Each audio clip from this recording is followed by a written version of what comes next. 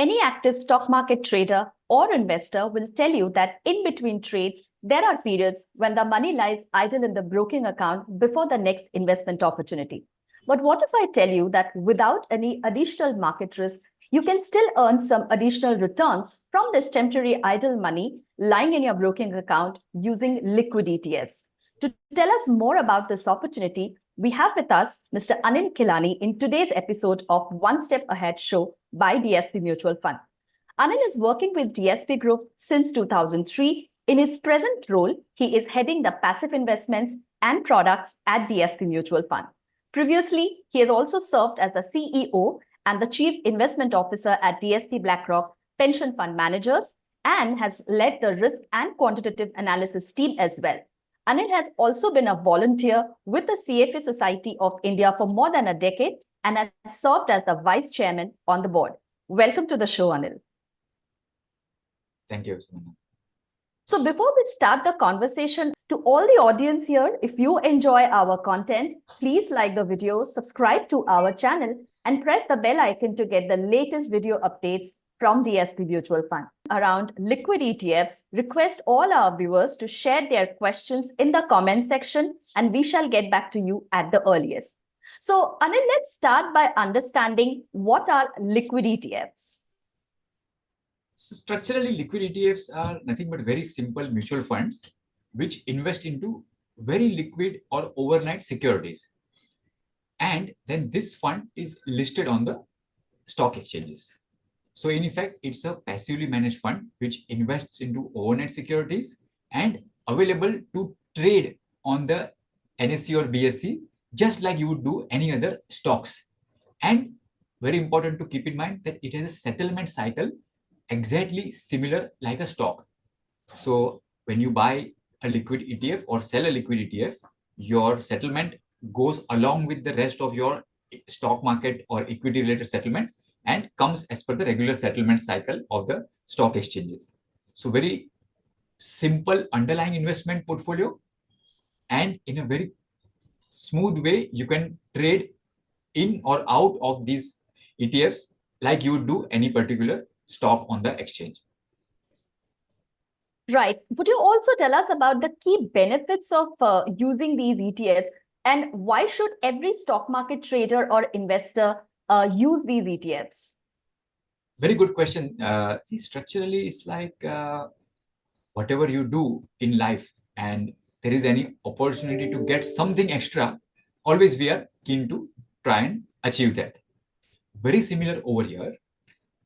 You are an investor into capital markets, investing into stocks or derivatives, F&O, for either your long-term investing or for near-term trading, trying to make some money.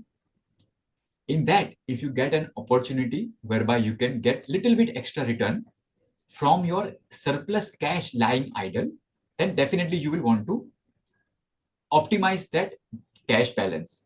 So liquid ETFs come into the picture over there, whereby in between two trades or at some point of time when your cash balance is lying idle, either with the broker in the broking pool account or lying idle placed as a margin with the stock exchanges for taking exposure, at that point of time, you can use the liquid ETF.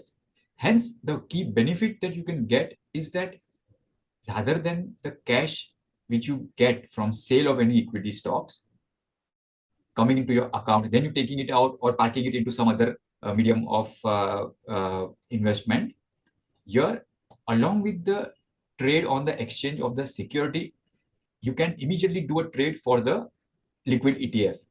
So because liquid ETF has a similar settlement cycle as the stocks, it immediately gets converted into liquid ETF. You get the units of liquid ETF in your demat account and immediately your returns start accruing rather than money remaining idle for a couple of days as a temporary period. Very often what happens, friends, that let's say you sell some stock, some amount comes, and now you're waiting for the next big opportunity to redeploy that money. In that period, very often, many of us land up just letting the money remain idle because that time our thinking is not for that few days or a week or two to earn interest or earn accrual on that cash balance. Our thinking is to look at the next big idea or the next multi-bagger in the equity market where I have to deploy my money. So very often the surplus cash remains idle for short periods of time, and to more efficiently capture that and utilize even that so that we don't lose the accruals, this is a good tool. Another very interesting use case is that you can park some surplus cash and keep it as a ongoing strategic asset allocation, which can then be given as a margin to the exchange. So this is a very useful thing in a way whereby you can benefit, keep it as a part of your strategic asset allocation. Sometimes, let's say if you are having a negative view in the market, you can raise cash, park it over there. Whenever you need, immediately sell it and come back into a stock, or frictional cash lying idle. Right. So there are quite some key benefits that you mentioned. In addition to earning, extra returns, one can use these ETFs for strategic asset allocation temporarily. And also, you mentioned that these ETFs can be used for margin requirements. Yeah. So what percentage of these ETFs can actually be used as margin money, Anil? Very good point. See, both the exchanges come out with the margin requirements, and we need to place two types of margin. One is general broad margin, and the second is cash collateral or cash margin.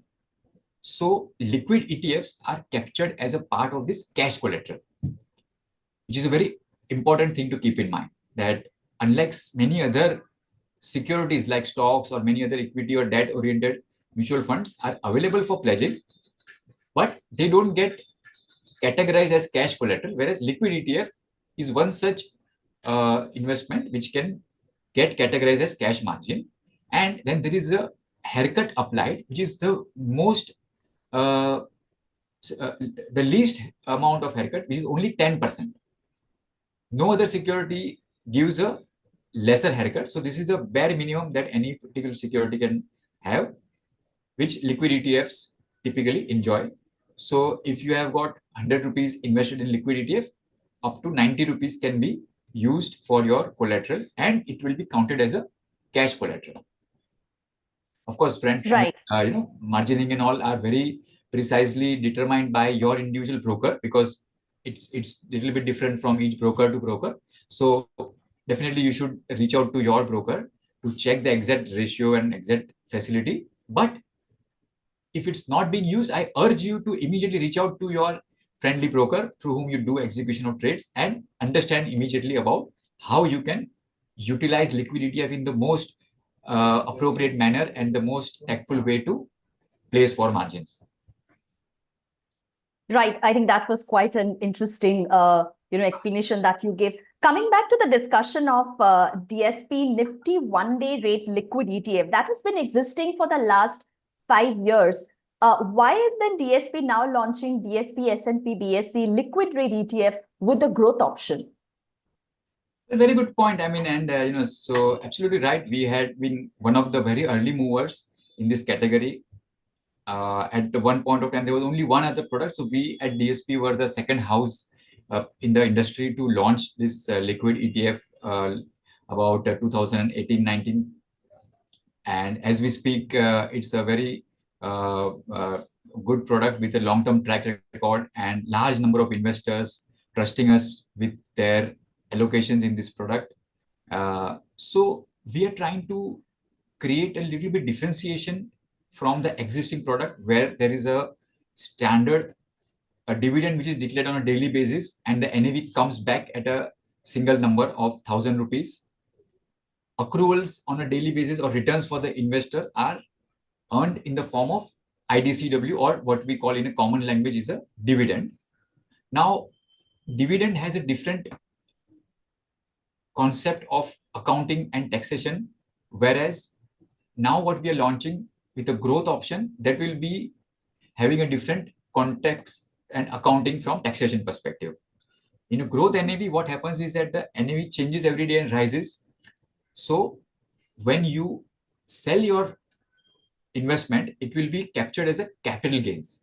Depending on your time period, it could be either long-term capital gains or short-term capital gains. By and large, of course, being temporary allocations, most of the allocations will be counted as short-term capital gains. So the taxation will be in the form of short-term capital gains tax or long-term capital gains tax as against the dividend tax, which is applicable for the other product. So in some form or fashion, there are two different requirements. There are two different ways in which the tax computation will be done. There are two different ways in which the NAV movement will happen. For some investors, it is very important to get a convenience of entry and exit at one number, at one NAV. For them, the old existing product, which has almost 6 years of track record and history, will be very valuable, and we will continue to offer that for investors. For certain set of investors for whom, other than the number of NAV remaining constant, they are more keen to get the accruals or the earnings in the form of capital gains instead of dividend. For them, this growth option will be a better alternative. Right. And where would the new liquid rate ETF primarily invest? See, structurally, like I mentioned in the beginning, the investment portfolio of this liquid ETFs as a category or our liquid ETF will be very simple, very straightforward. We'll invest only in overnight securities. So what it means that these are various overnight securities like tri-party reports. Typically speaking, all of them are going to be backed by government securities as underlying. So it could either be tri-party repo, chromes, or whatever we call as a lending on overnight platform instruments which are approved by the Reserve Bank of India for such lending.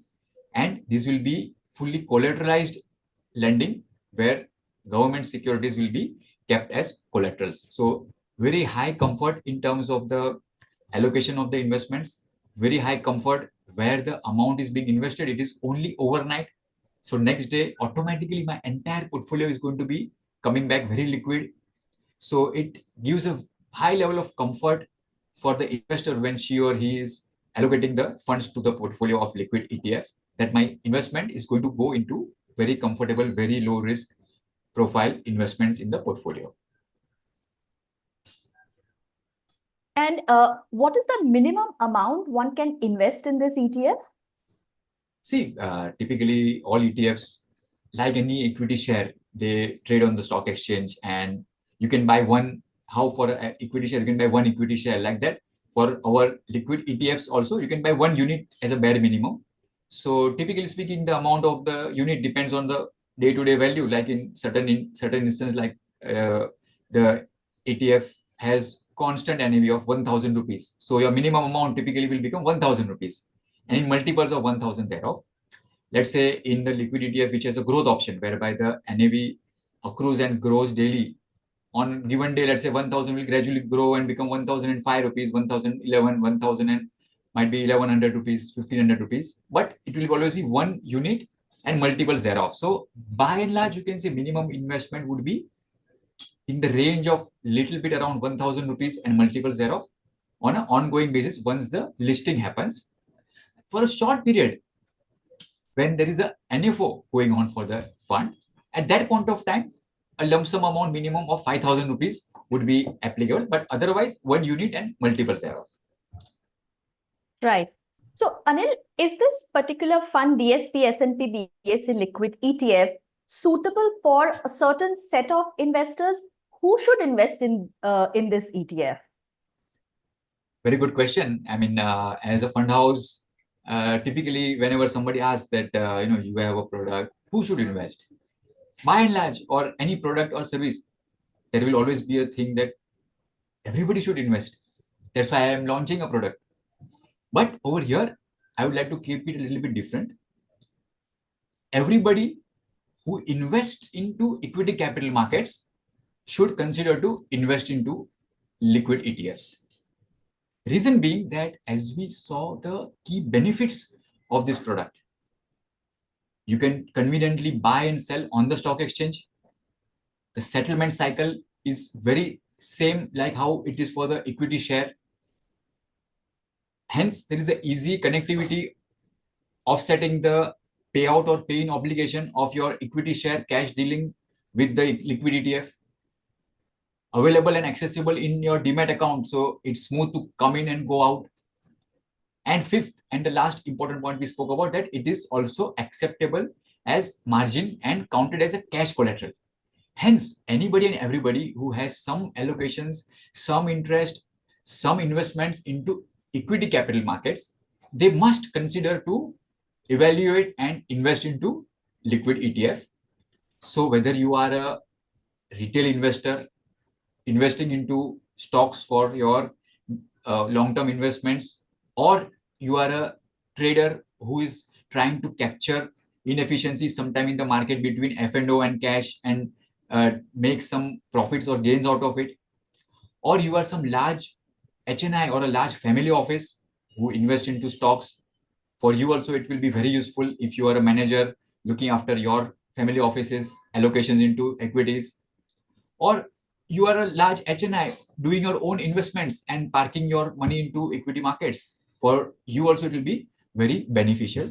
And last point, I feel that if you are a broker, if you're a stockbroker, for you also, it will be very important to suggest or recommend this, of course, depending on the risk profile and the time horizon of your investors and your clients who are investing as a capital market investment through you as a broker. It would be very useful for you as a broker to suggest to your clients to park their surplus funds in the liquid ETFs, so that there is no surplus cash lying idle in the broking account. Because otherwise, as per the current SEBI guidelines and rules, if the cash balance is lying idle and there is no trades happening within 30 days, you have to compulsorily sweep out all the surplus cash, push it out to the client's account.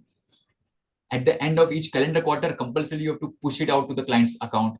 Then again to request client, madam or sir, please give that cash back. No, now for your next trade, I need it back. It becomes a little bit more challenging, operationally difficult.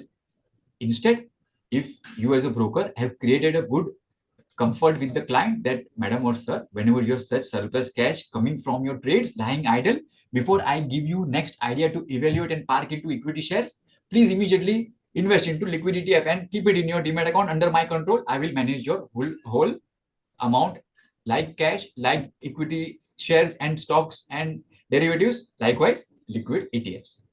So structurally slightly different answer. Liquid ETF is not for everyone, but I would recommend it is for everyone who is investing into equity capital markets in some form or the other, or who is enabling their clients as a broker to invest into equity capital markets. Right. Anil, thanks so much for joining us today and taking us through the details of this upcoming fund, DSP S&P BSE Liquid Rate ETF. And if you have further questions or if you need more guidance, please click the link in the YouTube stream and request for a callback. Happy investing.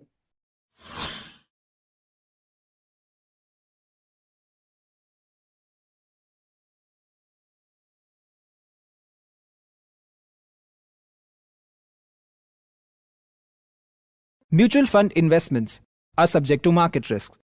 Read all scheme-related documents carefully.